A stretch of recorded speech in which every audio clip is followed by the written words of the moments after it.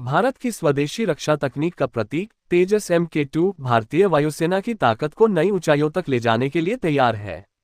हाल ही में India TV के एक विशेष साक्षात्कार में विंग कमांडर सिद्धार्थ ने हिंदुस्तान एरोनॉटिक्स लिमिटेड हाल द्वारा विकसित इस नेक्स्ट जनरेशन फाइटर जेट की विशेषताओं और क्षमताओं पर विस्तृत चर्चा की।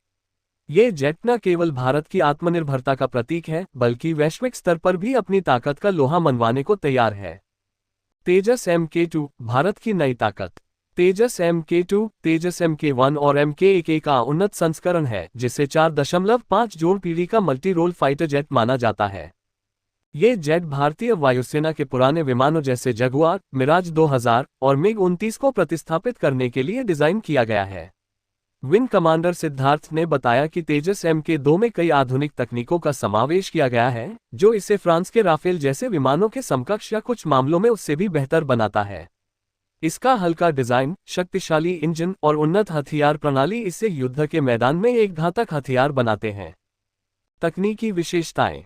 तेजस MK2 में अमेरिकी कंपनी जनरल इलेक्ट्रिक का F414INS6 इंजन लगा है, जो 98 किलोन्यूटन का थ्रस्ट प्रदान करता है। यह इंजन इसे 2223 किलोमीटर घंटा मैक 1.8 की गति और 2500 किलोमीटर की रेंज प्रदान करता है। इसका अधिकतम टेक ऑफ वजन 17.5 टन है और यह 6.5 टन तक पेलोड ले जाने में सक्षम है। इसके अलावा इसमें स्वदेशी उत्तम SR रडार और infrared search and track IRST system शामिल है, जो 200 किलोमीटर दूर से ही दुश्मन को ट्रैक कर सकता है। ये रडार एक साथ 50 लक्ष्यों पर नजर रखने में सक्षम है, जिससे ये युद्ध में स्थिति जागरूकता को बढ़ाता है। हथियार प्रणाली। तेजस MK2 को अत्याधुनिक हथियारों से लैस किया गया है। इसमें हवा से हवा मिसाइलें जैसे अस्त्र MK1 MK2 मेटियोर और हवा से जमीन मिसाइलें जैसे ब्रह्मोस NG, रुद्रम और स्पाइस 2000 शामिल हैं।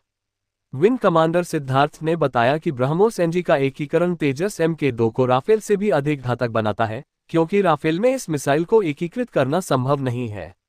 इसके अलावा 30 मिलीमीटर GSH-31 तोप और प्रेसिशन गाइडेड बम इसे बहुउद्देशीय मिशनों के लिए आदर्श बनाते हैं। स्वदेशीकरण और लागत। तेजस MK2 में 82% से अधिक स्वदेशी तकनीक का उपयोग किया जा रहा है, जो लाइसेंसी उत्पादन के बाद 90% तक बढ़ सकता है। इसकी अनुमानित लागत $40-50 मिलियन प्रति जेट है, जो राफेल 115-120 मिलियन की तुलना में काफी किफायती है। ये कम लागत और कम रखरखाव खर्च इसे उन देशों के लिए आकर्षक बनाता है जो उन्नत तकनीक के साथ बजट अनुकूल फाइटर जेट चाहते हैं। मलेशिया, अर्जेंटीना और मिस्र जैसे देशों ने इसमें रुचि दिखाई है। उत्पादन और भविष्य। HAL इस साल के अंत तक तेजस MK2 का पहला प्रोटोटाइप प्रदर्शित करेगा और 2026 में इसकी पहली उड़ान होगी। 2029 से बड़े पैमाने पर उत्पादन शुरू होने की उम्मीद है और 2034 तक 120 जेट भारतीय वायुसेना को सौंपे जाएंगे।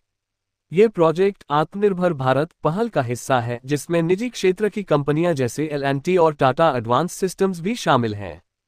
विंग कमांडर सिद्धार्थ का दृष्टिकोण।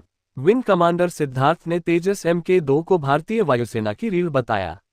उन्होंने कहा कि इसका स्टील्थ डिजाइन, उन्नत एवियोनिक्स और स्वदेशी हथियार इसे क्षेत्रीय खतरों, विशेष रूप से पाकिस्तान के JF-17 और चीन के J-10 जैसे जेट्स के खिलाफ बेहतर बनाते हैं। ये जेट न केवल भारत की रक्षा क्षमता को मजबूत करेगा, बल्कि वैश्विक निर्यात बाजार में भी भारत का दबदबा बढ़ाएगा। निष्कर्ष। तेजस MK2 भारत की एरोस्पेस महत्वाकांक्षाओं का प्रतीक है। विंग कमांडर सिद्धार्थ के साथ इस साक्षात्कार ने इस जेट की ताकत और संभावनाओं को रेखांकित किया। यह न केवल भारतीय वायुसेना को मजबूत करेगा, बल्कि वैश्विक मंच पर भारत की तकनीकी श्रेष्ठता को भी प्रदर्शित करेगा।